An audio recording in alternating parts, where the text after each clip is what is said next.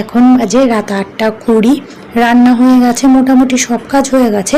তাই আমরা তিনজনে বাইরে বেরিয়েছি। বাইরে হালকা হাওয়া রয়েছে, বেশ ভালোই লাগছে।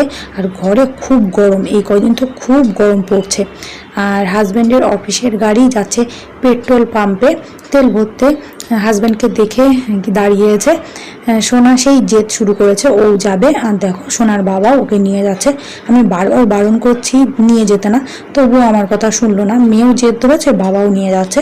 এবার বেশি জোর দিয়েও কিছু বলতে পারছি না, কারণ বাইরের একজনের সামনে চিৎকার চেঁচামেচি করা খুব একটা ভালো হবে না, সেই জন্য। আর দেখো আমি এখনও বাইরে দাঁড়িয়ে রয়েছি। গরমে না যতটা ঘামছি তার চেয়ে মেয়ের টেনশনে ঘেমে যাচ্ছি। মেয়েকে ছাড়া আমি 1 মিনিটও থাকতে পারি না। আর গেছে তো সেই অনেক সময় হয়ে গেছে।